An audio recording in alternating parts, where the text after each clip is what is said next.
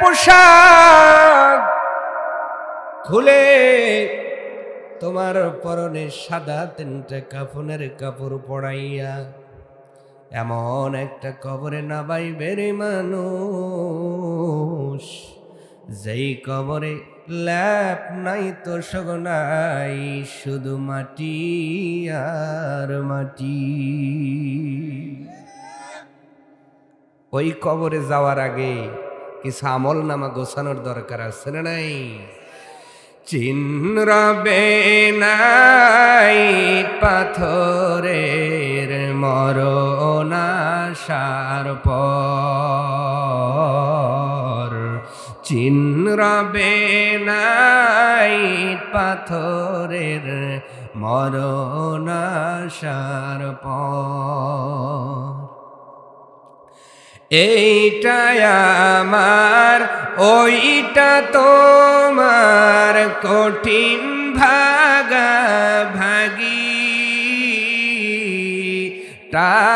টানাটানির এই যে খেলায় ভীষণ রাগারাগি। দুনিয়াতে থাকতে ভাগাভাগি করতে বড় মন চায়, ঠিক কিনা? বড় ভাগটা আমি পাইলে খুব খুশি। কোনো কারণে যদি ভাগ অল্প হয়, কম হয়, মারামারি ডাকাডাকি আছে না নাই? বলেন তো কালিয়ানবাসী, এখন মারা গেলে ওই ভাগ আপনি নিতে পারবেন? পেজ লাগাচ্ছেন, এই পেজ কি নিয়ে যেতে পারবেন? অথচ সেই পেজ লাগানোর সময় আইল ঠেলি আছে না নাই? আসতে বলেন কেন? আছে না নাই? কোনো ভূমিকা নয়, রাত গভীর হয়ে গেছে, মরণ একদিন চলে আসবে। ও পৃথিবীর মানুষ, মরণ থেকে কেউ বাঁচতে পারেন নাই, আমি আপনি বাঁচতে পারবো না। দুনিয়ার জমিনে মানুষগুলো কোরআনের সব আয়াত যদি কেউ অস্বীকার করে, একটা আয়াত সবাই স্বীকার করে, বাই হোক বাই ক্রুক। এই আয়াতটা হলো কুল্লু নাফসিন যায়িকাতুল মাউত সুম্মা ইলাইনা তুরজাউন।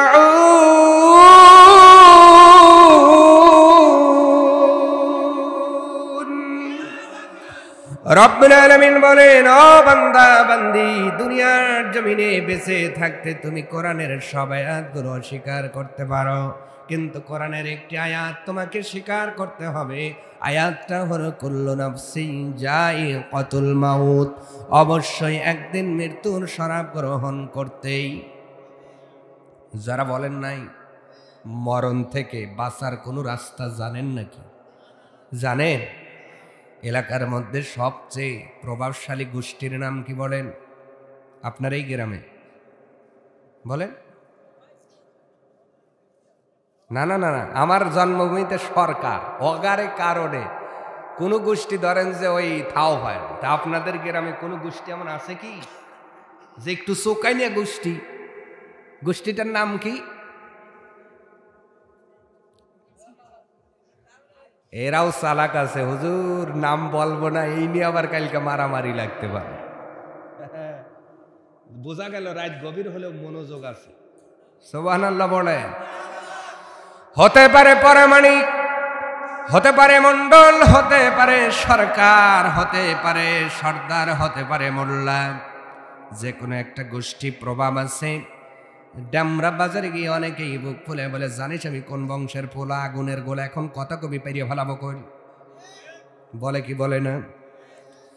আমার ভাইয়েরা, এই গরমটা দুনিয়ার জমিনে চলবে, বংশের গরম। এখন যদি আজরাইল চলে আসে আর আমি আপনি যদি বলি পরামানিকের পোলা, আগুনের গোলা, আজরাইল কয় ওই পরামানিকের পোলার গোলাটা ঠান্ডা করার লেগে আমি আইছি, ঠিক কিনা কোন?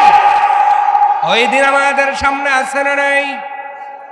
তুমি কি হয়ে গেলে দুনিয়ার জমিনে যাই হও না কেন, মরণকে একদিন বরণ করে নিতে হবে। রব্বুল আলামিন এই জন্য বলছে, বান্দারে দুনিয়ার জমিনে বিশেষ কিছু গুণ আমি আল্লাহ দিয়ে দিলাম, এই গুণ যদি তুমি অর্জন করতে পারো, মরণেও চিন্তা নাই, কবরেও চিন্তা নাই, আখিরাতেও টেনশন থাকবে না। আমি আল্লাহ তোদের আমার নিজ জিম্মায় জান্নাত দিয়ে দিব। সেই গুণের কথা আজকে আমি বলবো। সূরার নাম সূরা তাওবা, 9 নম্বর সূরার 112 নম্বর আয়াত। কথাগুলো বলেছেন কি? আস্তে বলেন, আস্তে বললে জোরে হয়, একটু জোরে বলেন। কার কথা? একটু আসমানের দিকে তাকায়া আল্লাহ বলে ডাক দেন তো।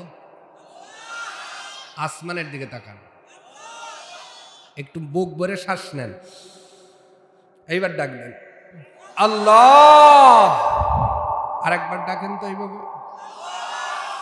কেন ডাকালাম জানেন? যদি ঘুমানোর পূর্বে প্রতিদিন আপনি এইভাবে 3 বার করে বুক ভরে শ্বাস নিয়ে আল্লাহকে ডাকতে পারেন, আপনাকে আল্লাহ হার্ট অ্যাটাক দেবে না।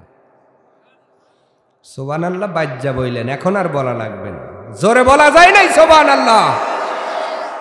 হার্টের রোগের কারণে ফরিদপুর ডাক্তারে 1000 টাকা ভিজিট দিয়ে ডাক্তার দেন, আর বিনা টাকা নিয়ে আমি ট্রিটমেন্ট করতেছি। সুবহানাল্লাহর সাইজ কি? আপনার হার্ট ভালো থাকবে আল্লাহকে ডাকলে, অথচ সেই আল্লাহকে ডাকার সময় আল্লাহ, আর যেই 1 কাপ চা দিছে নেতার ক্যানভাসে যায়, আমারও ভাই, বাপেরও ভাই, ছেলেরও ভাই, এন থেকে ক্যানভাস করলে ড্যামরা পাওয়া যায়, আর আল্লাহর ক্যানভাস করলে আল্লাহ, মানে কি যে শরম আমাদের, ঠিক কিনা খন? এই কথাটা কার? পুরুষ মানুষের মতো বলেন তো কার? আল্লাহ রাব্বুল আলামিন বলছে, বান্দারে শোনো, যেহেতু মরণকে বরণ করে নিতে হবে, আমি রব্বুল আলামিন তোমাদের সামনে কিছু গুণের কথা বর্ণনা করে দিলাম। এই গুণগুলো যদি তুমি অর্জন করে কবর আসতে পারো, আমি আল্লাহ বলে দিলাম, মায়ের গর্ভের ভিতরে যেমন আমি আল্লাহ তোরে সুন্দর করে প্রোটেক্ট দিয়ে রেখেছিলাম, ওই কবরের মধ্যেও আমি আল্লাহ তোরে প্রোটেক্ট দিয়ে রাখবো। সূরাতুত তাওবার 112 নম্বর আয়াতের প্রথম অংশ আল্লাহ পাক বলেন, ও বান্দা, তুমি যদি কবরে হাসরে নাজাত পেতে চাও, আর যদি কামিয়াবি মানুষ হয়ে, সফল কাম মানুষ হয়ে জান্নাতে যেতে চাও, তোমাকে কয়েকটা গুণের অধিকারী হতে হবে। তার ভিতরে প্রথম নাম্বার গুণ হলো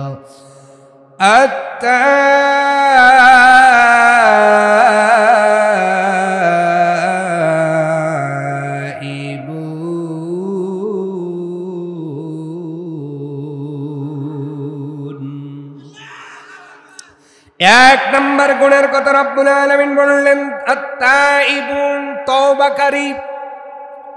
ও বান্দা, দুনিয়ার জমিনে ভুল হয়ে গেছে, অন্যায় হয়ে গেছে, গুনাহ হয়ে গেছে, তুমি না বুঝে হয়তো অন্যায় করে ফেলেছো, শয়তানের প্রলোভনে পড়ে। বলেন তো, অন্যায় করার লোক আমাদের এলাকায় আছে না নাই? আমি আসার সময় নগদে দেখলাম মেলার সব বাতিল হয়ে গেছে। একটা ব্যানের উপরে অনেকগুলো মানুষ ঘিরে ধরে কয় লাগা, এই যে মোড়ের পর আসার সময়, এটা কি লাগা? না না না, ওই লাগেনি, এই লাগেনি না। একজনকে জিজ্ঞেস করলাম, কয় খেলতেছে। সে এত রাতে কি খেলে?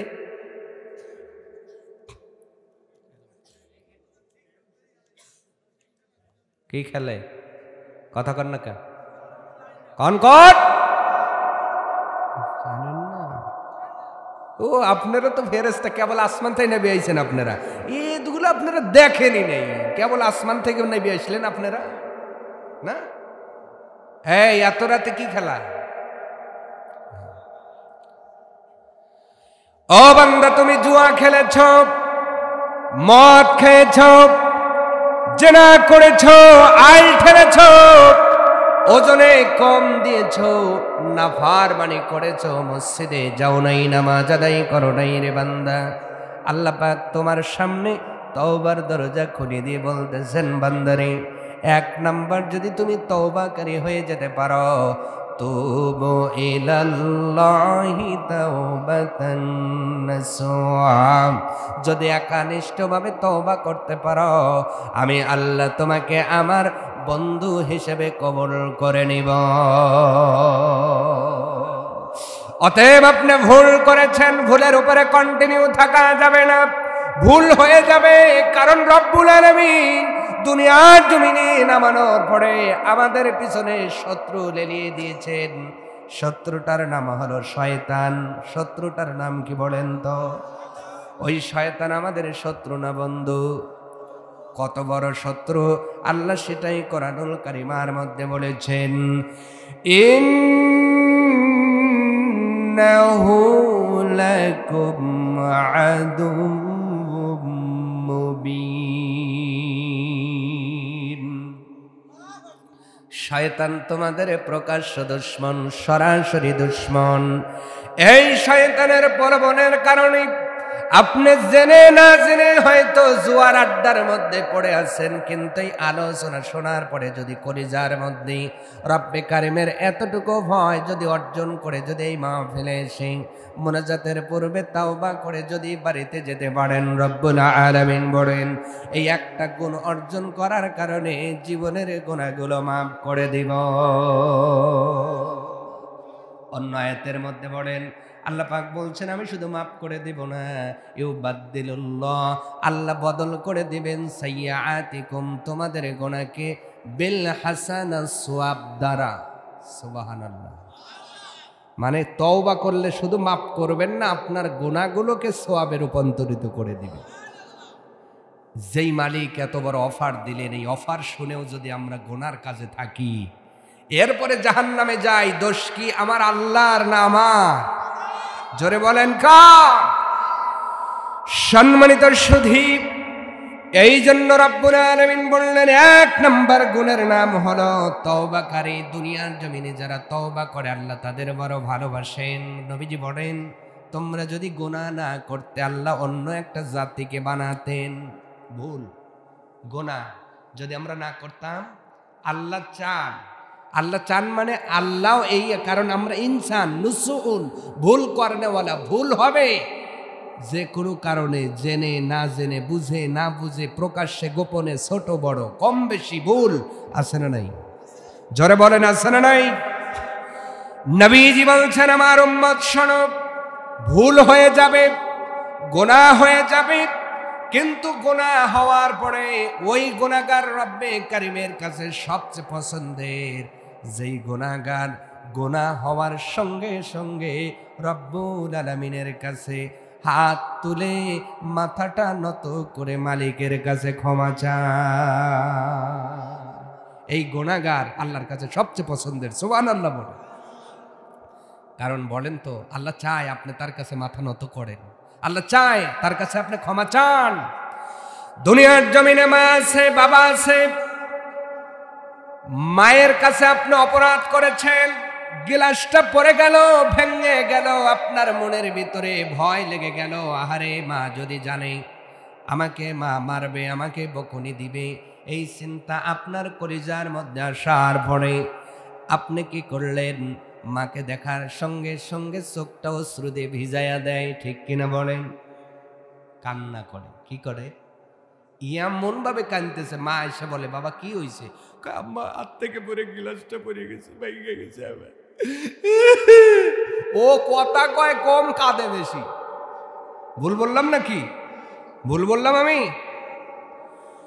মা দেখেন মায়া নিয়া, মোহাব্বত নিয়ে বলতেছে বাবা রে। সন্তানের কান্না করার কারণে মা ডাকতে বলছে ও বাবা, একটা গেছে তোমার বাবারে বললে 10টা গ্লাস কিনে দেবে, এত কান্না করার কোনো দরকার নাই। এরপরেও যখন সন্তানটা কান্দে রে, জনম দুঃখী মা স্নেহ নিয়ে সন্তানটারে আদরের কোলের মধ্যে উঠাইয়া নেয়। রব্বুল আলামিন বলছে বান্দারে শোনো, তোমার ওই মার কলিজার মধ্যে আমি আল্লাহ আমার রহমটারে 100 ভাগ করি, 99 ভাগ আমার কাছেই রেখে দিয়েছি। 1 ভাগ রহম আদম নবী থেকে শুরু করে কিয়ামত পর্যন্ত ছড়ায়া ছিটায়া দেব। এর মধ্যে হাজারো কোটি কোটি কোটি কোটি ভাগের 1 ভাগ রহম তোমার মা পাওয়ার কারণে ভুল করে যখন কান্না করো, মা মারে না, আরো তোমাকে রহমের কোলে উঠায় নেয়। আর আমি আল্লাহ 99 ভাগ রহম নিয়ে আসমানে বসে আছি রে বান্দা বান্দি। ভুল করার পরে অহংকার করো না, গর্ব করো না। ভুলটা স্বীকার করে যদি আমার কাছে তুমি মাথা নোয়া ক্ষমা চাও, আমি আল্লাহ তোরে রহমের কোলের মধ্যে উঠায়া নেব। সেই তওবাটা করার দরকার আছে না নাই? আজকে আমি তওবা করাবো, করবেন? হ্যাঁ হুজুর কোন কি আমাদের তওবা কি তওবা ইস্তিগফার মন করলে আবার আমাদের তওবার সিস্টেম এইটা হুজুর করাই লাগবে কোন কি কয় তওবা ইস্তিগফার করলে হয় তওবা ইস্তিগফার মন করলে আবার হেনে তওবা করবে মনোজাত দিবে। যাওয়ার সময় একজনের পিয়ারা গাছ থেকে পিয়ারাটা রাস্তায় এসে জ্বলতেছে, ওই জায়গায় আর তওবা থাকে না। কথা কয় না, জোরে জোরে আছে না নাই? এরকম তওবাকারী আছে না নাই? ডাব গাছ আছে, ডাব নাই। পেয়ারা গাছ আছে, পেয়ারা নাই। খোপ আছে, মুরগি নাই। কথা কয় না? এইগুলো কি ফেরেশতা নিয়ে যায়? হ্যাঁ, এইগুলো কি ফেরেশতা নিয়ে যায় নাকি আমাদের মুসলমানের সন্তানগুলোই নেই? আবার চুরি করে অনেকে আবার গর্ব করে, দেখবেন বাজারে কয়েকটা জানো তোমাদের মতো বয়স থাকতে শ্বশুর বাড়ি যা মুরগি ধরে খাইছি। চুরি তো চুরি করছে, এইটা আবার গর্ব করে বাজারে বলে, আছে না নাই? এই রকম তওবা করলে তওবা কবুল হবে না। কেমন করে তওবা করবেন, তওবার অ্যাসোসিয়েট কেমন হবে, তওবার গুরুত্বটা কেমন হবে ভালো করে বুঝবেন সম্মানিত ভাইয়েরা। লোকটার নাম হলো মালিক ইবনে দিনার। নাম কি বললাম? হযরতে মালিক ইবনে দিনার, যিনি মদখোর ছিলেন, মাতাল ছিলেন। জোরে বলেন নাউজুবিল্লাহ। কি ছিলেন? কি ছিলেন? মদখোর, মাতাল। এই মানুষটা একদিন কয়েক বছর পরে এরকম একটি মাহফিলে দিনের বেলায় বক্তৃতা দিচ্ছেন, ওয়াজ করতেছেন। আল্লাহু আকবার বলে। একজন মুরব্বী পাশ থেকে দাঁড়িয়ে বলছে, ও মালিক ইবনে দিনার, আমি যদি ভুল না করি তুমি তো মালিক ইবনে দিনার? সে বলছে জি। মুরব্বী বাবাজি ডাক দিয়ে বললেন, ও মালিক ইবনে দিনার, আমি নিজের চোখে আজ থেকে 10-12 বছর আগে দেখেছি তুমি মদ খেয়ে মাতলামি করে রাস্তার মাঝে পড়েছিলাম, মাতলামি করেছ। আজ 10 বছর পরে তুমি জনগণের সামনে কোরআন হাদিস দিয়ে বক্তৃতা দিচ্ছ। বাবারে, আমি মুরব্বী মানুষ, জানতে চাই মদখোর থেকে আলেম হলে কেমনে? সুবহানাল্লাহ বলে। এইটা বলো আগে। আজকে তো ওয়াজ করতেছ, 10 বছর আগে দেখেছি মদ খেয়ে মাতলামি করতে। হযরত মালিক ইবনে দিনার উনি রাগান্বিত হলেন না, শর্মিন্দা হলেন না, ডাক দিয়ে বললেন, ও জাতির লোকেরা, হ্যাঁ সত্য স্বীকার করতে কোনো অসুবিধা নাই। 10 বছর আগে বড় আমি মাতাল ছিলাম, মদ করেছিলাম। আজকে কোনো ওয়াজ করব না, আমি কেমন করে তওবা করে দিনের পথে আসলাম, আজকে এটাই তোমাদের সাথে বয়ান করব। বলেন সুবহানাল্লাহ। মালিক ইবনে দিনার ডাক দিয়ে বললেন, জাতির লোকেরা শোনো, আমি বড় মদ করছিলাম, একটা রাত যাই নাই মদ ছাড়া আমি চলতে পারি নাই। আমার ভাইয়েরা খুব ভালো করে বুঝবেন তওবাকারী কেমন। আর খাঁটি দিলে তওবা করলে আল্লাহ জীবনের গুনাহগুলো, সমস্ত গুনাহগুলো মাফ করে দেন। মালিক ইবনে দিনার ডাক দিয়ে বললেন, জাতির লোকেরা শোনো, আমি বড় মদখোর মাতাল ছিলাম, এমন মদখোর ছিলাম প্রত্যেক রাত্রিতে আমার মদ লাগতো, মদের বোতল ছাড়া আমি ঘুমাইতে পারতাম না। একটা বছর একটি বরকতের রাত্রি চলে আসলো, আমি বাজারে গিয়ে দেখি সব মদের দোকান বন্ধ হয়ে গেছে, কোথাও কোনো দোকান খোলা নাই। আমি দোকানদারে আমি ডেকে নিয়ে আসলাম, একটা তাড়াতাড়ি খোল মধ্যে, আজকে একটা বিশেষ রাত, তাড়াতাড়ি দোকান বন্ধ করছি। কয় না খোল। কইলা মদের একটা বোতল নিছি। মালিক ইবনে দিনার বলছে, বোতলটা নিয়ে বাড়িতে দরজা খুলে দেখি আমার স্ত্রী নামাজে দাঁড়িয়ে আছে। আরো আস্তে কইরা সুবহানাল্লাহ বলে। কোথায় দাঁড়িয়ে আছে? কে দাঁড়িয়ে আছে? স্বামীর হাতে কি? স্বামী মালিক ইবনে দিনার বলেন, আমি মদের বোতল নিয়ে দরজা খুলে দেখি স্ত্রী নামাজে দাঁড়িয়ে, স্ত্রীর শরীর থেকে ঘ্রাণ বের হচ্ছে। আল্লাহু আকবার। আমার মনে তাও কোনো সান দিল না। আমি মদের বোতল নিয়ে ঘরের মধ্যে চলে গেলাম, টেবিলের ওপর বোতলটা রেখে দিলাম। আমি মদটা, আমার কাপড়টা খুলতে গেলাম, মদটা ঢালবো, খাবো। আমার ছোট্ট 3 বছরের মেয়েটা এসে আমার গলাটা জড়ায়া ধরবে। এই চিন্তা করে মেয়েটা যখন রওনা করলো, তার শরীরের সাথে মদের বোতলটা বেজে এই টেবিল থেকে নিচে পড়ে যাওয়ার কারণে বোতলটা পড়ে ভাঙচুর খান খান হয়ে গেছে। বলেন তো মদ আছে না জমিনে? মদ আছে না গেছে? নিজের মেয়ে, এই জন্য রাগ করেও আমি কিছু করতে পারলাম না। মেয়েটা গলা জড়িয়ে ধরল, বাবা ভালো বলে ডাকলো। এই রাত্রিতে আমার মদ পান করা হলো না। মালিক ইবনে দিনার বলেন, দেখতে দেখতে আর একটা বছর পার হয়ে গেল। সেই একটা রাত আবার চলে আসলো। বাজারে গিয়ে দেখি দোকান বন্ধ হয়ে গেছে। দোকানদারের ডাক দিয়া দোকান খোলাইয়া একটা মদের বোতল নিয়ে চলে গেলাম বাড়ির ভিতরে। আবার দরজা খুলে দেখি রে, পূর্বের বছরের ন্যায় আমার স্ত্রীটা আবার নামাজের মধ্যে দাঁড়িয়ে আছে। আমি এবারও তার ডিস্টার্ব করলাম না, তারে আমি পাস করে ঘরের মধ্যে চলে গেলাম। ওই টেবিলের উপরে এই বোতলটা রেখে দিলাম, যেই বোতলটা আমার 3 বছরের মেয়ের কারণে ভেঙে গিয়েছিল। ওই বোতলটা রেখে দেওয়ার পরে বোতলের গ্লাসের দিকে তাকায় আছি, কিন্তু আজকে বোতল আছে, আমি আছি, আমার বিবিও আছে, কিন্তু আমার 3 বছরের মেয়েটা দুনিয়াতে নাই। যাই মেয়ের কারণে আমি ওই দিন মদ খেতে পারি নাই। 3 বছরের মেয়ে নাই নাই। জনগণ প্রশ্ন করলো, ও মালিক ইবনে দিনার, মেয়েটা কোথায় গিয়েছে? মালিক ইবনে দিনার ডাক দিয়ে বললেন, আমার মেয়েটা এমন জায়গায় গিয়েছে রে, যেই জায়গা থেকে কেউ কোনোদিন ফিরে আসে না। ওই জায়গাটার নাম হলো কবর। জায়গাটার নাম কি? আরো জোরে বলেন, নাম কি? আসার সিরিয়াল আছে, যাওয়ার কোনো সিরিয়াল নাই রে ভাই। কেন তুমি অবজ্ঞা অবহেলায় সময়টা পার করতেছ? দাদা আছে, বাবা আছে, নাতি হয়ে বিদায় নিয়ে চলে যাচ্ছে, ঠিক কিনা বলেন?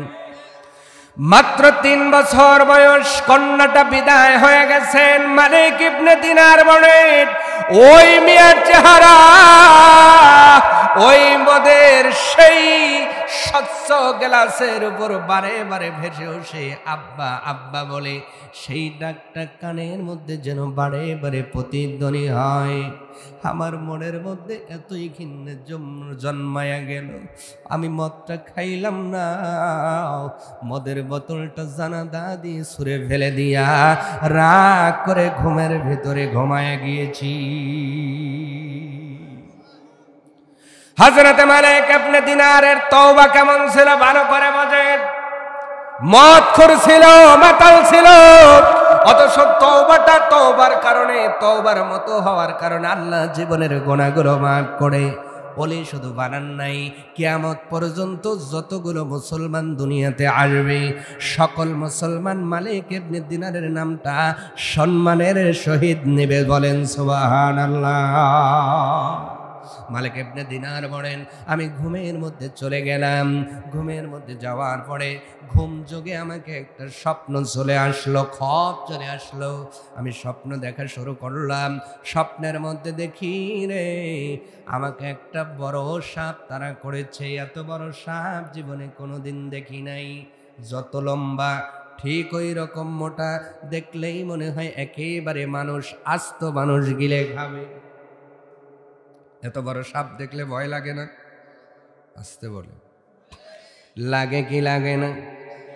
সাপ তো আল্লাহ আপনারে বানান নাই। আমি আপনাদের এখানে আসার আগে একটা ভিডিও দেখলাম, একটি সাপ ডিম খাচ্ছে। কি খাচ্ছে? দেখেন আল্লাহ আপনারে সাপ বানাইলে কত কষ্ট করা লাগতো। একটা সাপ মুরগির ডিম খাচ্ছে, একটা ডিম খাওয়ার জন্য কত কষ্ট করতে হলো। আপনার ডিমটা পুরোপুরি মুখের মধ্যে যায় না, বড় কষ্ট করে মুখের ভিতরে দিলেন, এখান থেকে তার চেহারাটাই পাল্টে গেল। কিন্তু গিলার সময় কষ্টটা আরো বেশি। এই দিকে ঝাঁকুনি দেয়, ডিমটা ধীরে ধীরে ভেতরে যায়। আপনার শরীরের চেয়ে ডিমটা বড়, আপনার আকারটা বেশি। কিছু দূর যাওয়ার পরে এত জোরে একটা চাপ দেয়, ডিমটা ভেঙে লিকুইড সহ সব ভেতরটা, আবার ডিমের খোসাটা ওগরায়া দেয়। কালিয়ানের মুসলমান, আল্লাহ তোমার তো সাপ বানান নাই। সাপ বানাইলে একটা ডিম খাইতে তোমার এত কষ্ট করা লাগতো, অথচ ঈশারের নামাজের পরে কত লোকমা খাবার খাইলা, একবারের জন্য আলহামদুলিল্লাহ বলতে পারো নাই। দেয় আর খায়, কথা কয় না। আল্লাহ সাপ বানাইলে কি এইভাবে খাইতে পারতেন? কথা বলে না। যে আল্লাহ সাপ না বানাইয়া আপনারা আমারে আশরাফুল মাখলুকাত বানাইলেন, একটু জোরে বলা যাবে না আলহামদুলিল্লাহ? আমরা সম্মানিত হয়েছি। ওয়ালাকাদ কাররামনা বানি আদম, আল্লাহ বানি আদম বানি আমাদের বড় সম্মানিত করেছেন। সুবহানাল্লাহ। আল্লাহ যে সাপ বানান নাই, যদি সাপ বানাইতেন লাঠি পিটা। কি পিটা মানা পড়ছে না?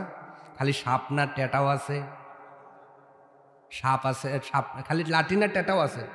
বলে টেটা কসলি আগে বিদ্যাই ঠিক কিনা? আল্লাহ সাপ বানাইলে আপনি কি আপিল করতে পারতেন? আল্লাহ যে সাপ বানান নাই, যদি এখন দৌড়া সাপ কোনো রাখাল ছেলে দেখে আর ওর হাতে যদি আইলে লরি থাকে, ও কি করে? মারা তো মারেই, তারপরে মাজা আগে ভেঙে আগে কিছুক্ষণ খেলা দেখে। ও এরকম করে, কয় কেবা ঠেকে যা, এখন মাজা যে ভেঙছে আর যাইবার পারে না, একটু পরে মাইরে দোরস কইরে রাস্তায় টান টান করে রেখে দেয়। ঠিক কিনা? আল্লাহ আপনারে সাপ বানাইলে কবে মাথা সেগে যাইতো, ঠিক কিনা? আল্লাহ যে আমার আপনার সাপ বানান নাই, এই জন্য রব্বে কারীমের প্রশংসা করছি। জবান নাড়িয়ে বলুন আলহামদুলিল্লাহ। সাপের কথার কারণে এত কথা মনে পড়ে গেল। সম্মানিত ভাইয়েরা, বড় সাপ মালিক ইবনে দিনার বলেন তারে তারা করলো। শুধু তারা করলেন না, উনি বলতেছেন স্বপ্নের ভিতরে আমি ছুট দিলাম, দৌড় দিলাম। বিশাল বড় সাপের কবল থেকে বাঁচার জন্য আমি রওনা করলাম, দৌড় দিলাম। দৌড়াইতে দৌড়াইতে পাহাড়ের পাদদেশের দিকে যাওয়া শুরু করলাম। পিছনে তাকায় দেখি এত জোরে দৌড় দেই, কিন্তু সাপটারে বেশি পিছনে ফেলতে পারি না। আমি যত জোরে যাই, সাপ ওঠে তত জোরেই যায়। বিপদ বাড়তেছে না কমতেছে? হযরত মালিক ইবনে দিনার বলেন, কিছু দূর যাওয়ার পরে আমি দেখি একটা জীর্ণ শীর্ণ চাচা মিয়া, বৃদ্ধ বাবাজি, বড় বৃদ্ধ মানুষ, বড় দুর্বল মানুষ বসে আছে। ডাক দিয়ে বললাম, চাচাজি, এই মরুভূমির ভিতরে কোথাও কোনো মানুষ দেখতে পাইলাম না, আপনারে পাইলাম, মনে বড় সাহস। বাবাজি, ওই যে বড় সাপ, আপনি কি একটু তার কবল থেকে বাঁচাতে পারবেন নাকি? মুরব্বি ডাক দিয়ে বলল, বাবা রে, আমি বড় দুর্বল, আমার দ্বারা এই কাজ সম্ভব নয়, তবে তোমাকে বাঁচার রাস্তা বলে দিলাম। এই পাহাড়ের পাদদেশ দিয়ে চলে যাবা, যাইতে যাইতে তিনটা রাস্তার মোড় পাইবা। একটা গেল বামে, আর একটা গেল ডাইনে, আর একটা তুমি যেইটা যাইতেছ তিন রাস্তার মোড়। খবরদার বামে যাইবা না, ডানে চলে যাইবা, তাহলেই তুমি নাজাতের পথ পেয়ে যাবা। মালিক ইবনে দিনার বলেন, লোকটা আমারে বাঁচাইতে পারলো না, কিন্তু আমারে বড় পরামর্শ দিল, সুন্দর যুক্তি দিয়া। তার পরামর্শ শুনে পাহাড়ের পাদদেশ ঘেঁষে ঘেঁষে দৌড়াই। কিছু দূর যাওয়ার পরে আমি ঠিকই 3 রাস্তার একটা মোড় পেয়ে গেলাম। বাম দিকে যেতে নিষেধ করেছে কেন? আমি লক্ষ্য করে দেখলাম রে, বামের দিকে তাকাইলে একটা গর্ত, আর গর্তের মধ্যে দাউ দাউ করে আগুন জ্বলতেছে। একটা কদম ফেললে জাহান্নামের আগুনে যাওয়া লাগবে, হয়তো সেই আগুনের কুণ্ডের মধ্যে পড়ে যাব। আমি ওই দিকে গেলাম না, চাচার কথা মোতাবেক ডান দিকে চলা শুরু করলাম। কিছু দূর যাওয়ার পরে আমি মালিক ইবনে দিনার তাকায় দেখি সুন্দর একটা বাগানের মধ্যে ছোট্ট ছোট্ট শিশু বাচ্চারা খেলা করে। হযরতে মালিক ইবনে দিনার বলেন, এত সুন্দর বাগান জীবনে কোনোদিন দেখি নাই। সুবহানাল্লাহ। বাগানের একটা দারোয়ান আছে, দারোয়ানের চেহারাটাও বড় সুন্দর। সুবহানাল্লাহ। আমি মালিক ইবনে দিনার ঘুমের মধ্যে তাকায় দেখি রে, ছোট্ট ছোট্ট সেই ছেলে মেয়ের মধ্যে আমার 3 বছরের মেয়েটাও আছে। দীর্ঘদিন পরে মেয়ের চোখের ওপরে চোখ পড়ে গেল। আমি আবেগ ধরে রাখতে পারলাম না, গেটের মধ্যে দাঁড়াইলাম। গেট দারোয়ান ডাক দিয়ে বলল, বাধা আছে, তোমাকে এই বাগানের মধ্যে ঢোকার কোনো পারমিশন তো আর নাই। দেখতে দেখতে আমার মেয়েটা বাইরে চলে আসলো। আমি ডাক দিয়ে বললাম, মেয়ে, দীর্ঘদিন পরে তোমার সাথে সাক্ষাৎ হলো, কেমন আছো তুমি? বলে, ভালো। এত ভালো আছি বাবা, এর চাইতে ভালো কোনো মানুষ থাকতে পারে না। সুবহানাল্লাহ। বাবা বলতেছে, তবে আমি বিপদে আছি, পিছনে সাপ। পিছনে কি? সাপ। মালিক ইবনে দিনার বললেন, আমি এটা বলার পরে আমার মেয়েটা বাম হাত দেখাইছে, সাপ দিছে দৌড়। মারহাবা। বয়স কত? আগেকার বয়স। বৃদ্ধ বাবাজিল, হাতে লাঠি আছে, এও সাহস পায় না। 3 বছরের মিয়া বাম হাত দেখাইছে, সাপ আবার ব্যাগে গেছে। মারহাবা কর। মালিক ইবনে দিনার এবার মেয়েটারে কোলে নিয়ে কয়, মারে, এমন কি তুমি জানো যে এত বড় সাপ বাম হাত দেখাইলে দৌড় দিল? মারহাবা কর। মেয়েটা ডাক দেওয়া হচ্ছে, ঘটনাটা বলার উদ্দেশ্য হলো তওবা বুঝানো। কি বুঝানো? তওবা বুঝানো। ভালো করে বুঝবেন, ঘটনা শুনলে আপনাদের মজা লাগে, কিন্তু ঘটনার দ্বারা শিক্ষা নেওয়ার দরকার আছে না নাই? শুধু কানটারে শীতল করবেন না, শিক্ষা নিয়ে একটু বাড়িতে যাওয়া লাগবে। সম্মানিত ভাইয়েরা, মালিক ইবনে দিনার বলছেন, ও মা, এমন কি তুমি জানো যার কারণে বিশাল বড় সাপটা চলে গেল? মেয়েটা ডাক দিয়ে বললেন, আব্বা, আমি হলো জান্নাতি আর ও হলো জাহান্নামী। জান্নাতি মানুষ দেখলে জাহান্নামের আযাবগুলো ঠিক এভাবেই ভয় পালিয়ে যায়। সুবহানাল্লাহ। আমি কিছুই জানি না, আমি জান্নাতি, তো আমাকে দেখেও পালিয়ে গেছে। মারহাবা খান। তার মানে জান্নাতি যদি হতে পারেন, কিয়ামতের দিন জাহান্নামের আযাবগুলো আপনাকে সালাম করে পালিয়ে যাবে। আল্লাহু আকবার বলেন। আর যদি আপনি জান্নাতি না হতে পারেন, জাহান্নামের আগুন আপনাকে আরো ধরে নিয়ে জাহান্নামে যাবে। এটাও তিরমিজির হাদিস। ইয়াখরুজুনুকুম মিনান নার ইয়াউমাল কিয়ামা। কিয়ামতের দিন জাহান্নাম থেকে একটি মাথা বের হবে, বড় ধরনের মাথা। নাউজুবিল্লাহ বলেন। ওই জাহান্নামের মাথা বলবে, ইন্নী উকিলতু বিসালাসা, আজকে আমি 3 ধরনের মানুষের জন্য এসেছি, তাদের সাথে করে নিয়ে যাব। 1 নাম্বার, ইন্নী উকিলতু বিসালাসা বিকুল্লি জাব্বারিন আনিদিন। 1 নাম্বার হলো ওই সকল মানুষদেরকে আমি আগুনের মাথার সাথে করে নিয়ে যাব, যারা দুনিয়ার জমিনে বড় অহংকার গর্ব করে চলেছে। আওয়াজ তুলে বলা যায় না নাউজুবিল্লাহ। এমন অহংকারের প্লেয়ার এলাকায় আছে না? আস্তে বলেন, আরো আস্তে। যদি একটু 5 বিঘা জমি থাকে, 1 পা এখানে আর 1 পা আপনার ড্যামরা বাজারে পড়ে, এইটা হলো জমির অহংকার, ঠিক কিনা? আবার যদি ব্যাংকে 20-25 লাখ টাকা থাকে, বলেন তো টাকার অহংকার আছে না নাই? আবার যদি বাড়ি একটু 3তলা বিল্ডিং হয়, পাশের বাড়িতে টিনের ঘর দেখতেই পারে না, বিল্ডিং এর অহংকারও আছে না নাই? বংশের অহংকার আছে না নাই? সিহারের অহংকার আছে না নাই? আরো আসতে বলেন। এই যারা অহংকার করবে, কিয়ামতের দিন আগুনের মাথা তাদের নিয়ে যাবে। আমি আর 2টা প্রকার এখন বলবো না, যদি বসে থাকেন যাবার বেলায় মোনাজাতের আগেই বলবো ইনশাআল্লাহ। তাহলে আপনি যদি জান্নাতি হন, জাহান্নামের আযাবগুলো দেখে আপনার থেকে চলে যাবে। আর যদি জাহান্নামী হন, আপনাকে আযাবগুলো ধরে নিয়ে জাহান্নামে চলে যাবে। মেয়েটা ডাক দিয়ে বললেন, বাবা গো, আমি জান্নাতি, এই জন্য জাহান্নামের সাপটা আমাকে দেখে চলে গেল। মেয়েটা ডাক দিয়ে বলছে, আব্বা, ওই সাপটার পরিচয় জানেন নাকি? সাপটার আবার পরিচয় আছে মারে? মেয়ে বলে, হ্যাঁ, সাপের পরিচয় আছে, মারহাবা কর। নামও আছে, মারহাবা বলেন। ও বাবা, রাস্তার মধ্যে কোন লোকের দেখা হয়েছিল কি? বাবা আশ্চর্যিত হয়ে যাচ্ছে, ছোট্ট মেয়ে জানলো কেমনে যে রাস্তায় কারোর সাথে দেখা হয়েছে? মেয়েটাকে বলছে, মারে, হ্যাঁ, রাস্তায় কারোর সাথে দেখা হয়েছিল, লোকটা বড় দুর্বল ছিল। কয়, হ্যাঁ, ওই লোকটারও নাম আছে। সুবহানাল্লাহ বলবো?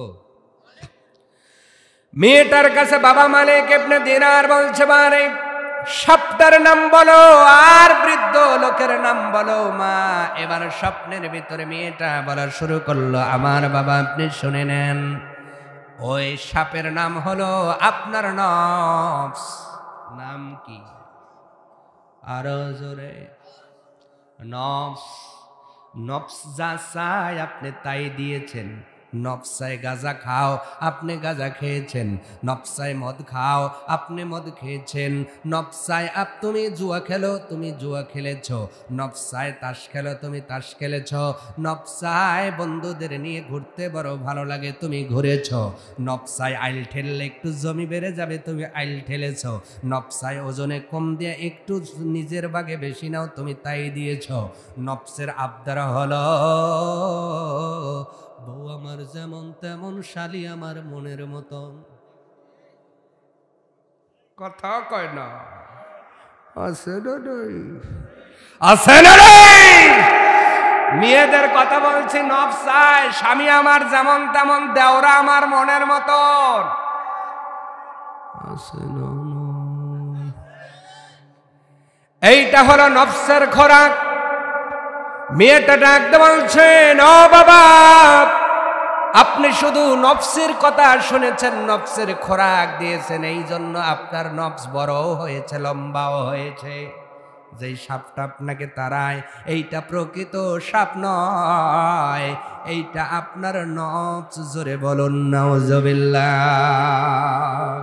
মালিক ইবনে দিনার ডাকতে বললেন, মারি, নফসের দৌড়ানি খাইলাম, তাহলে বৃদ্ধ লোকের পরিচয় দাও। মেয়েটা ডাক দিয়ে বললেন, বাবা গো, ওই বৃদ্ধ লোকটা হলো আপনার রূহ। জোরে বলেন, নাম কি? আসতে বলেন। রূহ। রূহ রূহ নাম কি?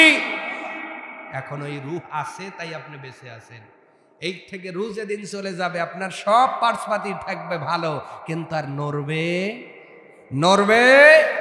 এই যে হাত পা নড়ান, চোখ নড়ান, জবান নড়ান, খাওয়া দাওয়া করেন, গোসল করেন, মারামারি করেন, ঠেলাঠেলি করেন, জগড়াজগড়ি করেন, মাজায় কাপড় পেঁচায়া, এই সব ক্ষমতা রুহের কারণে। কার কারণে?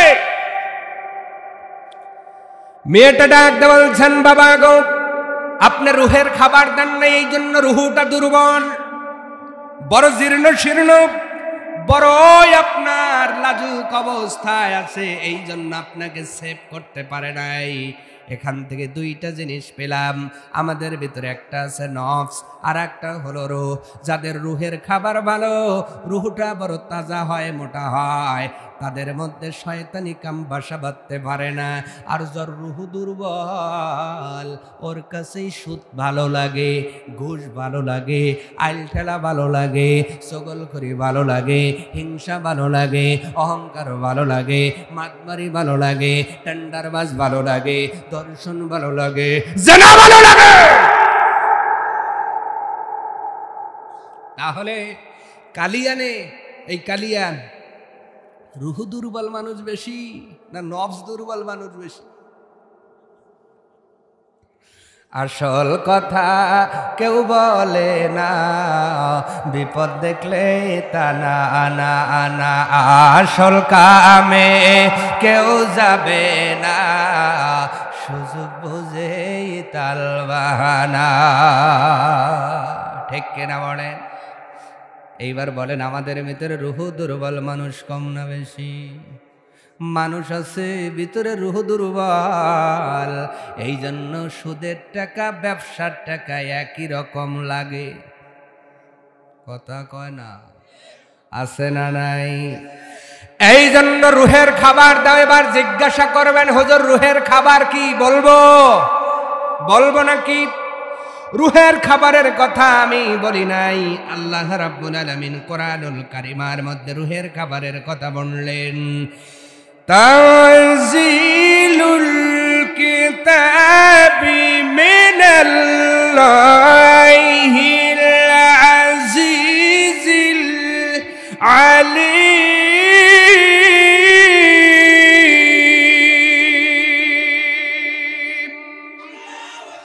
আল্লাহ রাব্বুল আলামিন বলে, ও বান্দা বান্দি শোনো, দেহটাকে মাটির থেকে বানিয়েছি, এই জন্য এই দেহটা বাঁচাইতে মাটির থেকে খাবারের দরকার।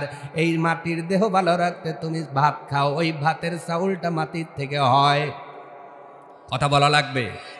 যেই লাউ খান, লাউ কিসে হয়? জোরে না বললে মোনাজাত দেব আমি। কিসের থেকে হয়? পটল খান কিসের থেকে হয়? পেঁয়াজ খান কিসের থেকে হয়? রসুন কোথায় হয়? আদা রসুন যাই বলেন সব, তরি তরকারি, গম বলেন, জব বলেন, আটা বলেন, ময়দা বলেন, সেমাই বলেন, সব কিছুর উৎপত্তি স্থল কোথায়?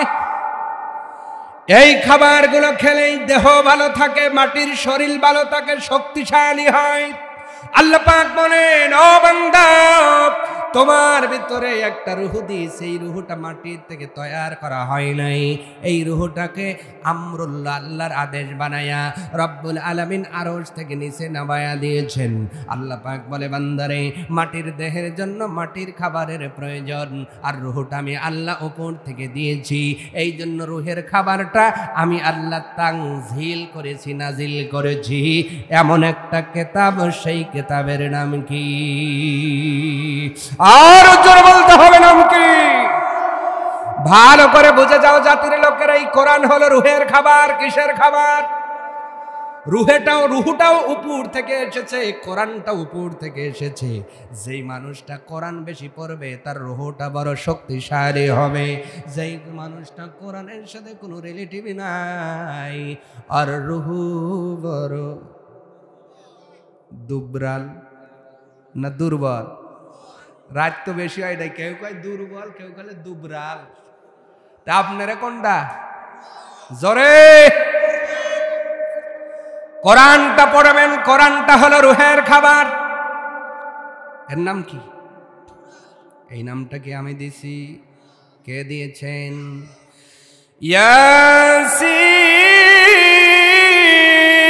ইয়াসিন ওয়াল কুরআনিল হাকীম ইন্নাকা লামিনাল মুরসালিন আলা সিরাতিম মুস্তাকিম।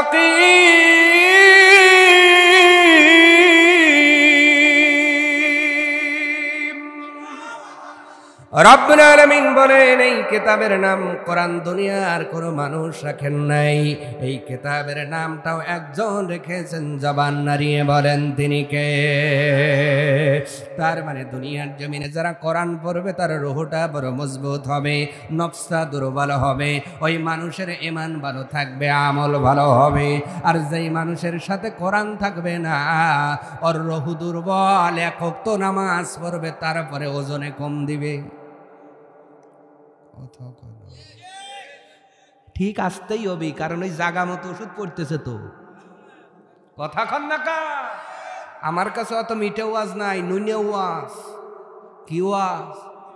নুনে ওয়াজ বোঝেন? এই জন্য ঠিক হইতেছে না। নামাজ পড়ে 5 ওয়াক্ত, জনগণকে ঠকায় 6 ওয়াক্ত। আছে না নাই? বুঝবেন ওর রূহ দুর্বল। কি দুর্বল? নামাজ পড়ে 5 ওয়াক্ত, দেখেন কি কত বড় বাটপার। বলবো না রাগ করবেন?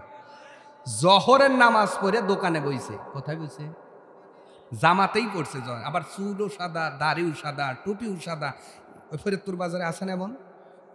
জহরের নামাজ জামাতে পড়ে আসে দোকানে বসে ওজন দিতেছে। একজন 5 কেজি চাউল কিনবে, টাকা দিছে মাত্র 4 কেজি 700 গ্রাম দিছে। কথা কান্না কা? আরো জোরে। তা আপনার কি দুর্বল? আরো জোরে। রূহ দুর্বল। আবার আসরের নামাজ পড়ছে জামাতে। আপনাদের এই কি পারে এটা? প্রামাণিক পারে জামে মসজিদে আসরের নামাজ পড়ে আইল সাইডতে গেছে। কি সাইডতে গেছে? কোদাই লেখান কাঁদে নিয়ে আবার কাঁসা দেয়, দোয়া পড়ে আল কাঁসা তুমাল কাঁসা, বাড়া যায় অর্ধেক কাঁসা। কথা কর না কা? এমন মানুষ আছে না নাই? এই কাঁসা দিয়ে যখন কোপ একটা দিছে, আমার এলাকায় কয় স্যালান্সি কোপ। আপনার এলাকায় কি কয়? চাইনিজ কোপ। আছে না? আছে না? তাহলে আসরের নামাজ জামাতেই পড়লো, অথচ কোপ দিল চাইনিজ কোপ। এমন কোপ 2 বের আইল ছাইটলি 1 শতক বেরিয়ে যায়। এমন কোদাইলা ফেলে আর আছে না নাই? আছে না নাই? যদি থাকে বুঝবেন রূহ দুর্বল। কি দুর্বল? নামাজ ঠিকই পড়ে কিন্তু রূহ বড়। এই জন্য নামাজও পড়ে সুদও খায়, নামাজও পড়ে ঘুষও খায়, নামাজও পড়ে আইলো ঠেলে। ঠিক কিনা? নামাজও পড়ে চগলখড়ি করে। আপনাদের পরিচয় দিয়ে গেলাম, যাদের কাছে নামাজ আছে আবার আইল ঠেলা আছে, ওজনে কম আছে, এক কথায় বলে দিবেন লোকটার রূহ দুর্বল। কি দুর্বল? এই মানুষগুলো এখন সমাজে বেশি না কম? এই জাতীয় রূহ দুর্বল মানুষ নিয়ে যতই বলেন রব্বানা, আল্লাহ কয় আমি শুনলাম না, রূহ আগে তাজা করি আয়। কথা বল না? মোনাজাত করে তো কাইদে একবারে আল্লাহ 96 ভাগ গোসল করেন না, রব্বানা জালামনা। আল্লাহ কয় 96 ভাগ। ওই বাটপার গুলো আমি তো গুনে 2% পাই না রে। যে সুদ খায় ও কি মুসলমান থাকে? জোরে বলা লাগবে। যে ঘুষ খায় ও কি মুসলমান থাকে? যে আইন ফেলে ও কি মুসলমান থাকে নাকি? আর যেগুলো ওই ব্রিজের উপর যায়া আর একজনের মেয়েকে ময়াকার আর ল কয়, ওইগুলো কি মুসলমান থাকে?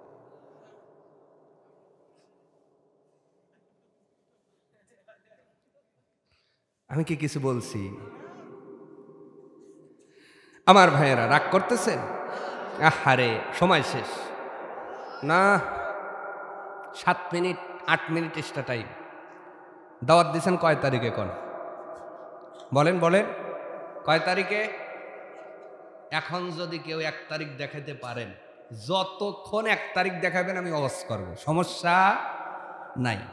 আসছি সেই ইশারের পরেই খাওয়ায়া হতাইতে হতাইতে আনছেন যখন মোনাজাতের টাইম তখন, তাহলে দোষ কি আমার? সারা রাত আমি এখনই খাই, আপনাদেরও যাওয়া লাগবে বাইত, আবার রাইতে সকালে আবার পেজ রসুন আছে। কথা কন্যা খা এখন ওয়াজ করে বেশি রাইতে ছেড়ে দিলাম, সকালে ওইটা যদি পেজকে আবার ওই গোল্লা মনে করে খাওয়া শুরু করেন তাহলে তো সমস্যা। ঠিক কিনা? আমার ভাইয়েরা নামাজ আছে সামনে, আমি আপনাদের কষ্ট দিব না ইনশাল্লাহ। আমি কয়েকটা কথা আজকে মন ভরে কথা বলতে চেয়েছিলাম, কিন্তু আসলেই আমাদের এই এলাকার প্রোগ্রামগুলো যে কোনো একদিকে করবেন না, সারা রাত করবেন, বক্তা আরও 2টা দাওয়াত দিবেন, তাহলে এই জনগণের ফজর কাজা হবে না। ফজর পড়া নিয়ে ছুটি দিয়ে দিবেন, আর এমন একটা টাইমে ছুটি দিবেন 1:30 বাজবে 1টা বাজবে, ওই মানুষগুলো ঘুমাবে।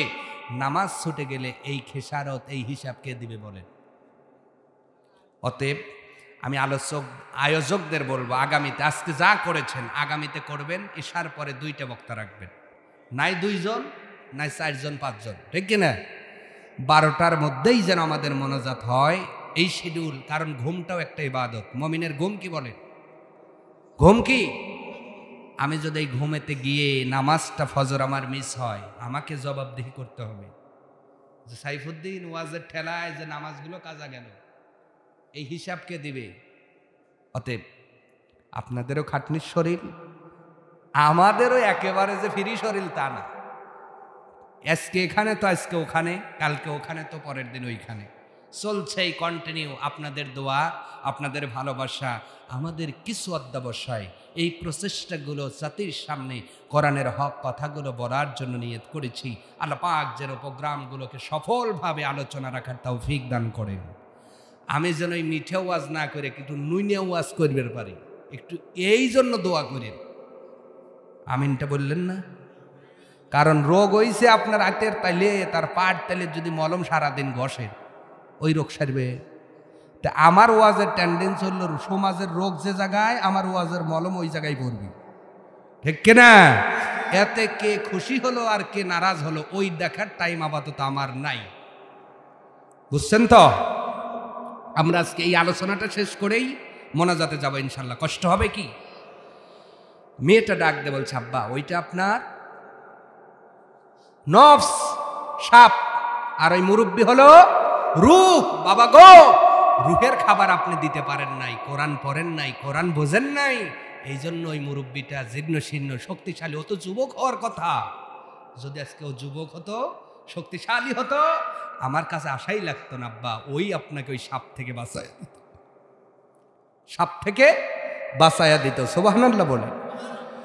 মেয়েটা ডাক দেওয়া, আব্বা রুহের খাবার বাড়াতে হবে, নফসের খাবার কমাতে হবে। আব্বা যদি আপনি না করতে পারেন, ওই যে আসার সময় বাম দিকে আগুন দেখেছেন, ওইটা হলো জাহান্নামের আগুন।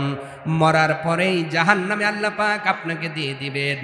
আর যদি রুহের খাবারটা বাড়ায় দিতে পারেন, নফসের খাবার কমাইয়া যদি দিতে পারেন, এই যে আমি যেই বাগানে আসছি, রব্বুল আলামিন আপনাকেও এমন একটা প্যারাডাইস বাগান দান করে দেবে। এই চিন্তা করতেছেন, স্বপ্নের মধ্যে স্বপ্ন দেখা শেষ হয়ে গেল। মালিক ইবনে দিনার বলেন, ও জাতির লোকেরা, আমার ঘুমটা তাৎক্ষণিক ভেঙে গেল। আমি দেখি আমার শরীরের মধ্যে কাঁপুনি শুরু হয়ে গেছে। আমি লক্ষ্য করে দেখি আমার প্রাণপ্রিয় স্ত্রী তখনও নামাজের মধ্যে। আমি আর দেরি করলাম না, যাই স্ত্রীকে ডাক দিলাম, স্ত্রীরে কেমন করে নামাজ পড়ে একটু শিখায়া দাও, আমি আজ থেকে নামাজওয়ালা হয়ে যাব। স্ত্রী ডাক দিয়ে বললেন, স্বামী আমার, আপনি না পাক, আপনি কি, আপনি এই অবস্থায় নামাজে দাঁড়াতে পারবেন না। মালিক ইবনে দিনার বললেন, ও বিবি, তুমি যেই মুসল্লায় দাঁড়িয়েছো, তোমার সামনে তো কেউ নাই, কার সামনে দাঁড়িয়ে আছো? এরপরেও আবার পবিত্র হওয়া লাগবে। স্ত্রী বলল, স্বামী আমার, আমি দুনিয়ার কারোর সামনে দাঁড়াই নাই, আমি আমার মালিকের সামনে দাঁড়িয়েছি। ওই মালিকের সামনে পবিত্র অবস্থায় দাঁড়ানো যাবে না। এবার মালিক ইবনে দিনার বলেন, বিবিরি, তাহলে মালিকের সামনে দাঁড়াইতে কি করতে হবে? আপনাকে পবিত্র হতে হবে, গোসল করতে হবে, ওযু করতে হবে। মালিক ইবনে দিনার গোসল করলেন, ওযু করলেন, স্ত্রী নামাজ শিক্ষা দিয়ে দিলেন। সেইভাবে নামাজের মধ্যে দাঁড়াইয়া 2 রাকাত নফল নামাজ পড়ে যখন 2টা হাত তুলেছে, বিবি দেখে মালিক ইবনে দিনারের চোখ বেবে অঝর নয়নে কাঁদতেছে, খেজুরের রসের মতো টপ টপ করে পানিগুলো পড়তেছে। স্ত্রী ডাক দিয়ে বলল, স্বামী আমার, জীবনে কোনোদিন এত কান্না দেখি নাই। জীবন ভর আপনার মুখে মদের গন্ধ, জীবন ভর আপনার মুখে শুধু অট্ট হাসি দেখেছি, এত কান্না কোনো দিন আপনার চোখে দেখি নাই। মালিক ইবনে দিনার ডাক দে বলে, বিবি রে, স্বপ্নের মধ্যে আমার বেটি যে মেসেজ দিছে, জাহান্নামে আর যাইতে চাই না, আমার মেয়েটা যেই রকম বাগানের ভিতরে আছে আমি সেই রকম বাগানের একটা মালিক হতে চাই। আসতে বলবেন না, জোরে বলুন সুবহানাল্লাহ। আল্লাহ সেটা বলেছেন, বান্দা বান্দি শোনো, যদি এরকম একটা বাগানের মালিক হতে চাও দুইটা গুণ লাগবে। ওয়াল্লাযীনা আমানু ওয়া আমিলুস সালিহাত।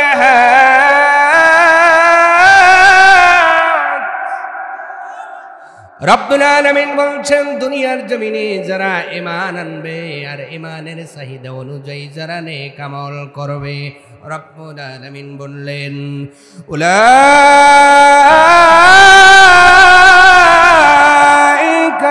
আসহাবুল জান্নাতি হুম ফিহা খালিদুন।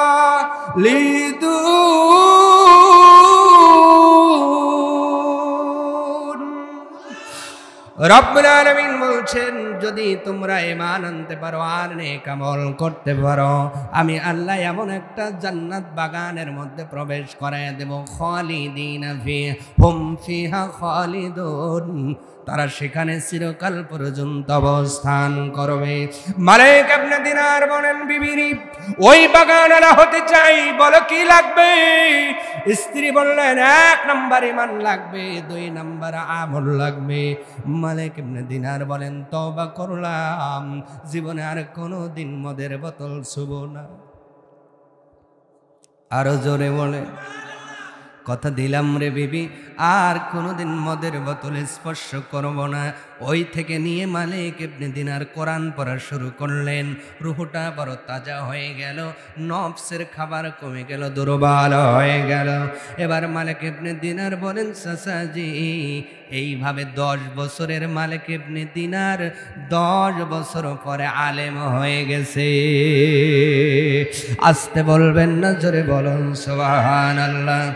সম্মানিত ভাইয়েরা, তার মানে রব্বুল আলামিন সফল কাম মানুষদের কিছু গুণ দিয়েছেন, তার ভেতরে 1 নাম্বার হলো আত-তাইবুন। দুনিয়াতে যারা তওবা করবে এরা হলো সফলতা পাবে, এরাই হলো কিয়ামতে কামিয়াব হবে।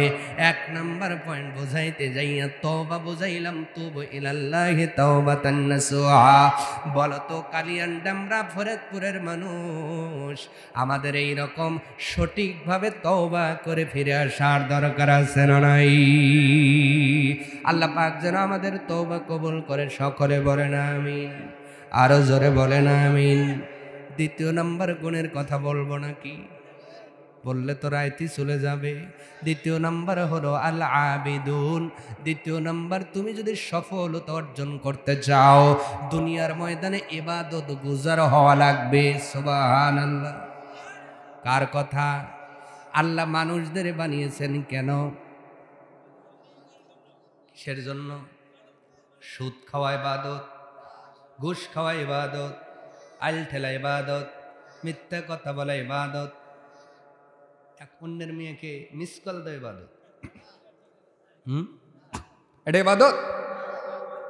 ফ্রি ফায়ার খেলা ইবাদত, পাবজি খেলা ইবাদত, মেসেঞ্জার শরীফ, ফেসবুক শরীফের মধ্যে সারা রাত চ্যাটিং করার পরে মুয়াজ্জিন যখন হাইয়া আলাস সালাত সালাতু খায়রুম মিনান নাওম বলল, ওই সময় ফোনটা বালিশের নিচে দিয়ে বালিশ উপরে কানের উপর দিয়ে ঘুমানোটা কি ইবাদত? এমন কাজ এলাকায় আছে না নাই? জোরে বলেন, আছে না নাই? ওমা খালাকাতুল জিন্না ওয়াল ইনসা ইল্লা লিয়াবুদুন।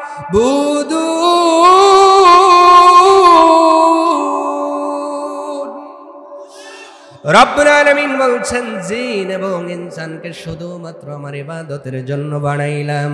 আপনার ইবাদত দোকানদার ইবাদত হবে, বলেন সুবহানাল্লাহ। এখানে যারা বসে আছেন এটাও ইবাদত হবে। বলবো কিভাবে, নিয়মটা বলবো নয়, তাহলে একটা হাদিস শোনাচ্ছি, ভালো করে শোনেন। আল্লাহর নবী বললেন আস-সাবিরুন আশ-শাকিরুন ইয়াদখুলাল জান্নাহ। নবী বলছেন দুইটা গুণ যারা অর্জন করবে, এক নাম্বার ধৈর্যশীল, দুই নাম্বার হলো শুকরকারী। এই দুইটা গুণ যদি কেউ ধারণ করতে পারে, ইয়াদখুলাল জান্নাহ, আল্লাহ তাদের জান্নাতে প্রবেশ করায় দেবে। আর এই দুইটা গুণ যার অর্জিত হয়ে যাবে, 24 ঘন্টা ইবাদতের সওয়াব তোমার কিরামান কাতিবিন লিখবে। এই দুইটা গুণ অর্জন করলে আপনি ঘুমাবেন তাও লিখবে, বসে থাকবেন তাও লিখবে, খাওয়া দাওয়া করবেন তাও লিখবে, গোসল করবেন তাও লিখবে। সুবহানাল্লাহ। পকেটে বাই করে একটু জোরে কর সুবহানাল্লাহ। 24 ঘন্টা সওয়াব হবে। সুবহানাল্লাহ। সাইজ কি সুবহানাল্লাহ, একটু জোরে কর না ভাই। কয় ঘন্টা? দুইটা শর্ত, আস-সাবিরুন আশ-শাকিরুন। আর এই দুইটার মধ্যেই সব ওয়াজ। সুবহানাল্লাহ। তার মানে আপনি এক সময় মুসিবত আসবে, অর্থ কমে যাবে, এটাও তো আল্লাহ সূরা বাকারার মধ্যে বলে দিয়েছেন। ও বান্দা, আমি পরীক্ষা করব তোমাদেরকে, ঠিক কি না? কি কি দিয়ে? ভয় দিয়ে, ক্ষুধা দিয়ে, অনাকসিম মিনাল আমওয়াল, অর্থ কমে যাবে, এটাও পরীক্ষা। ও বান্দা, যখন এই বিপদ চলে আসবে, এই যে আমরা দেখলাম বিমান বিধ্বস্ত হলো, দেখছেন? দেখেন নাই? 188 বা যাই হোক, খবরটা আমরা অনেক সময় মিথ্যাও হয়, সত্যও হয়, সংখ্যা যাই হোক, ওই বিমানের মধ্যে যারা ছিলেন দেখেন শেষ বেলায় ডাকছে কারে? আসতে বলে, আরো জোরে। এইরকম আমরা আল্লাহরে ডাকি কখন? যখন গাছে উঠিয়া জ্বর উঠছে আর নাইবের পারি না, কাছা দিয়ে আল্লাহরে ডাকতেছে, আল্লাহ নিচে না বয় দাও আল্লাহ। কথা কয় না, আছে না নাই? ওই বিমান বিধ্বস্ত হওয়ার পূর্ব মুহূর্তে সব মানুষগুলো আল্লাহরে ডাকলে,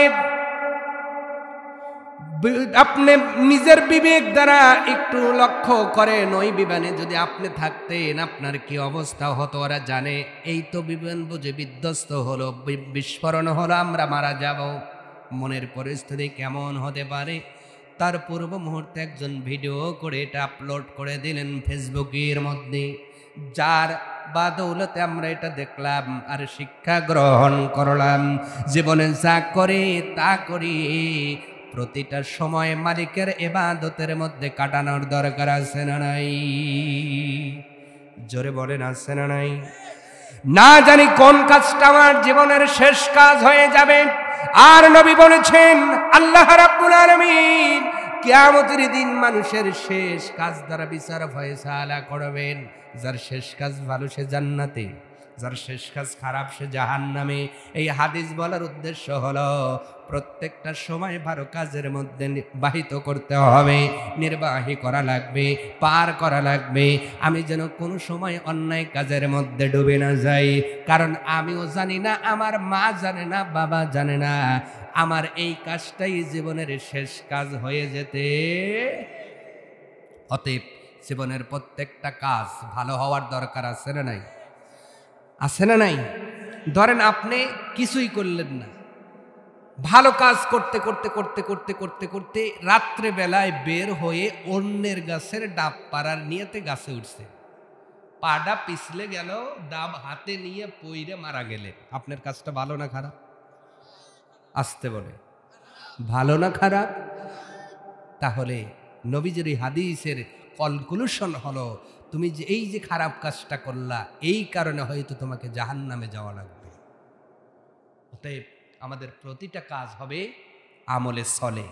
কি কাজ হবে ভাই? তা আমি যখন একটা মানুষকে গালি দিব, ভাবতে হবে এই কাজটা আমার জীবনের শেষ কথা হয়ে যেতে পারে। একজন যদি একটা দেয়, আমি দেই কয়টা? 10টা। একজন যদি একটা দেয়, আমি দেই 10টা, ঠিক কিনা? অথচ এই মাইটটাই আপনার জীবনের শেষ কাজ হয়ে যেতে, মিথ্যা সাক্ষ্য দিতে গিয়ে ভাবতে হবে এই জবান, এই কথাটাই আমার শেষ কথা হয়ে যেতে ওজনে কম দিতে গেলে হাত কাঁপতে হবে, এই ওজনটাই আমার জীবনের শেষ কাজ হয়ে যেতে।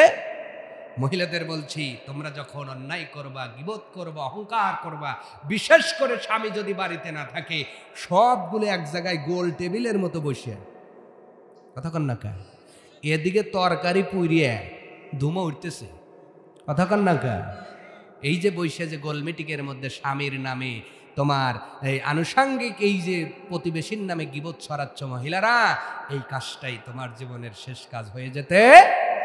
অতএব আমরা ইবাদত করব কার?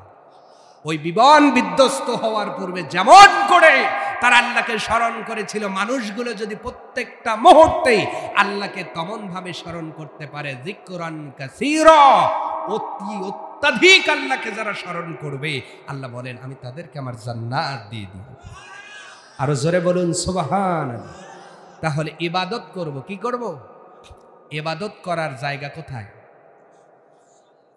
আসতে বলে। সবচেয়ে বড় ইবাদতের নাম হলো নামাজ। বড় ইবাদতের নাম কি? আর এই নামাজ পড়ি কোথায়? আরো জোরে। মসজিদ কার ঘর?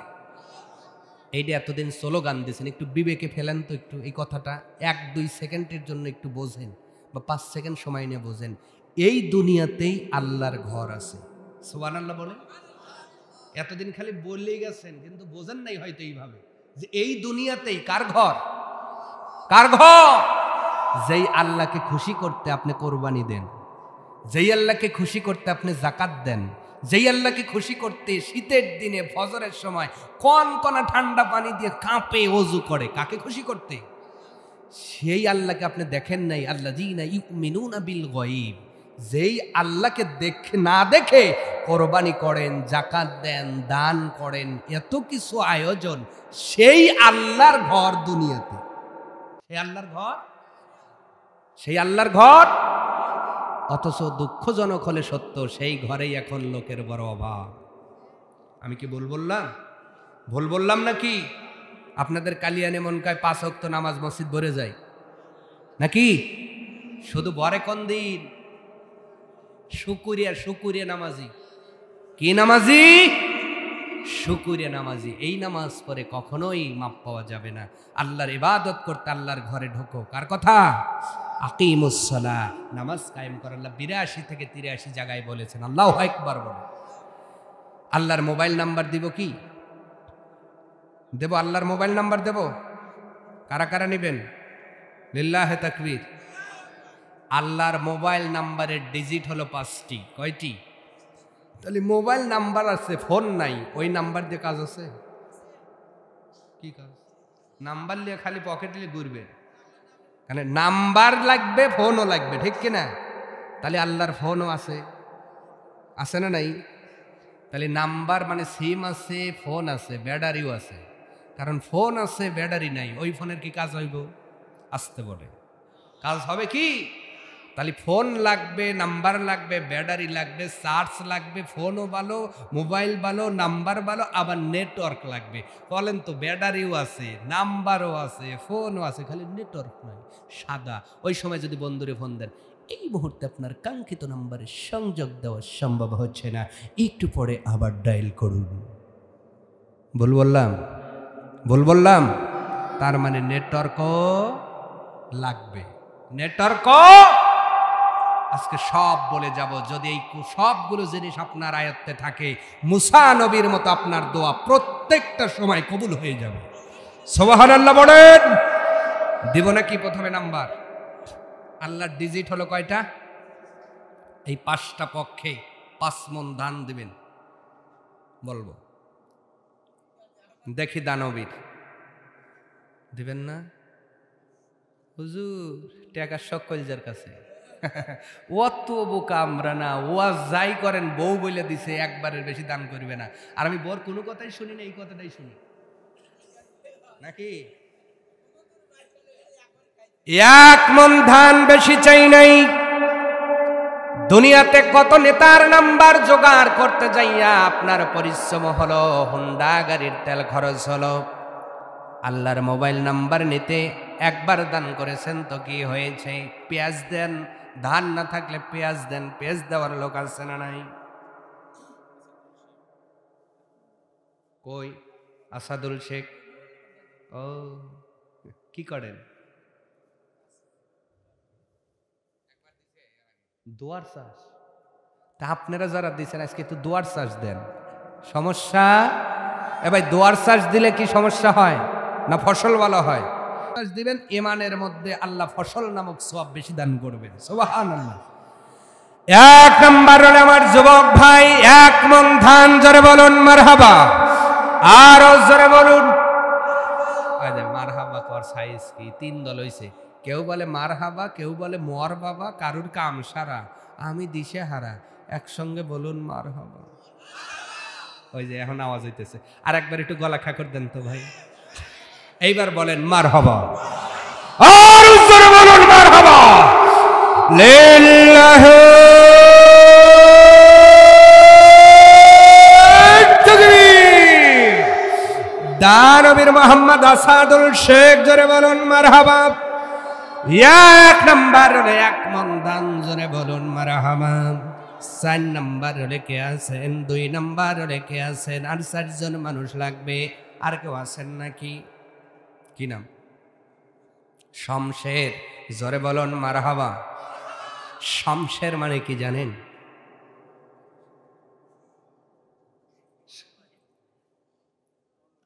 তরবারি। শমশের মানে কি? তরবারি। আমরা জানি না, এটাও সহজ উত্তর।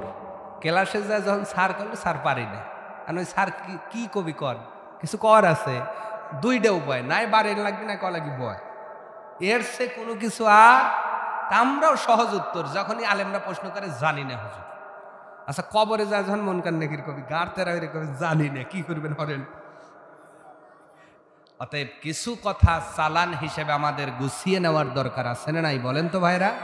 মুসলমান হিসেবে আমাদের কিছু চালান, কিছু ব্যবসা করার কিছু আপনার ওই কি বলে অর্থ গোছানোর দরকার আছে না নাই?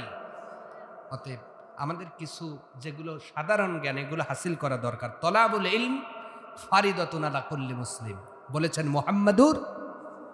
এখানে ইমাম ইবনে কাইয়ুম রাহমাহুল্লাহ বলেছেন 4 ধরনের জ্ঞান অন্বেষণ করা ফরজ। আমি কি বলেছি? ফরজ। কি বলেছি? আরো জোরে, আরো জোরে। ফরজ মানে কি? অবশ্যই জানা লাগবে, না জানলে আপনার কবরে আযাব হবে। কয় ধরনের জ্ঞান? এই 4 ধরনের জ্ঞান প্রত্যেকটা মুসলমানকে জানতেই। এই জ্ঞান জানি আপনার ছেলেকে ডাক্তার বানান, ইঞ্জিনিয়ার বানান, আমি মনে করি সবই দরকার, ঠিক কিনা? আচ্ছা সবই বক্তা হইলো, এখন বক্তারা যদি অসুস্থ হয় যাবে কার কাছে? কথা কয় না? তা ডাক্তার লাগবে না? ডাক্তার লাগবে তো, কিন্তু সেই ডাক্তার তো হওয়া লাগবে তাকওয়াবান ডাক্তার। কি বান? তাহলে আর রোগীর থেকে দৌড়ছে মাথা কয় পেশাব পরীক্ষা করে। আচ্ছা